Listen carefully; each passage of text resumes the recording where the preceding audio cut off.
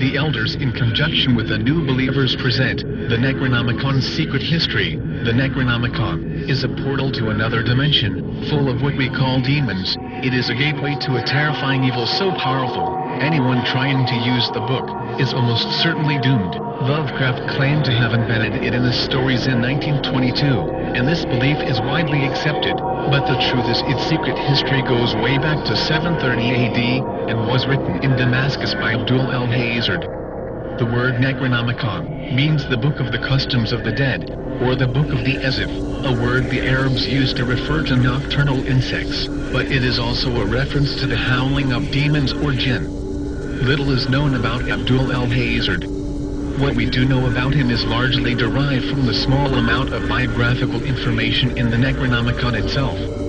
He was born in Sana'a in the Yemen. We know that he traveled widely, from Alexandria to the Punjab. He is often referred to as the Mad Arab, after being driven crazy by the Necronomicon. No Arabic manuscript is known to exist anymore.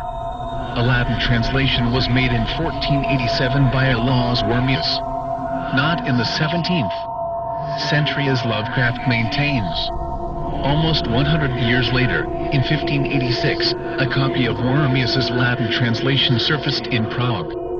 Dr. John Dee, the famous English magician, and his assistant Edward Kelly, were at the court of the Emperor Rudolph II to discuss plans for creating gold, and Kelly bought the copy from the Kabbalist Jacob Eliezer, who had fled to Prague from Italy after accusations of necromancy. The Necronomicon appears to have had a marked influence on Kelly, because his scrying changed, and he contacted an evil entity, which struck horror into the Dee household. Kelly left Dee shortly afterwards.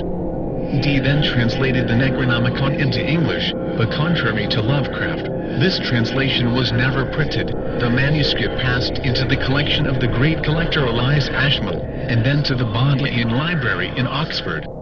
Why did the novelist H.P. Lovecraft claim to have invented the Necronomicon? The answer to this interesting question lies in two people, the evil magician Aleister Crowley and Sonia Green. There is no question that Crowley had Dee's translation of the Necronomicon, probably while researching Dee's papers. Too many passages in Crowley's Book of the Law read like a transcription from the Necronomicon. Crowley also claimed to remember his life as Edward Kelly in a previous incarnation. Why doesn't Crowley mention the Necronomicon in his works? He was surprisingly reticent about his real sources. There is a strong suspicion that 777, which Crowley claimed to have written, was largely plagiarized from the Necronomicon. I suspect that the Necronomicon became an embarrassment to Crowley when he realized the extent to which he had unconsciously incorporated passages from it into the Book of the Law. In 1918, Crowley was in New York. As always, he was trying to establish his literary reputation. Sonia Green was a Jewish émigré with literary ambitions, and she had joined the Walker's Sunrise Club. It was there that she first encountered Crowley, who had been invited to give a talk. They met again on an irregular basis for some months.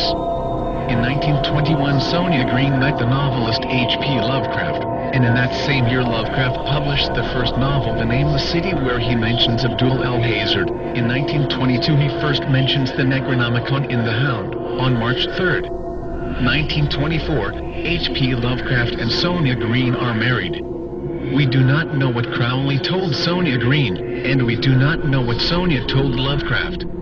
However, consider the following quotation from the Call of Cthulhu 1926, "The cult would never die until the stars came right again, and the secret priests would take Cthulhu from his tomb to revive his subjects and resume his rule of earth." The time would be easy to know, for then mankind would have become as the great old ones, free and wild, and beyond good and evil, with laws and morals thrown aside and all men shouting and killing and reveling in joy. Then the liberated elders would teach them new ways to shout and kill and revel and enjoy themselves, and all earth would flame with a holocaust of ecstasy and freedom. It may be brief, it may be mangled, but it is the undeniable ring of Crowley's Book of the Law. It is easy to imagine a situation where Sonia and Lovecraft are laughing and talking in a firelit room about a new story, and Sonia introduces some ideas based on what Crowley had told her.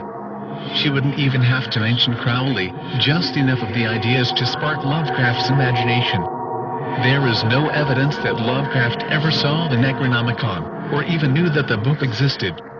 His Necronomicon is remarkably close to the spirit of the original, but the details are pure invention, as one would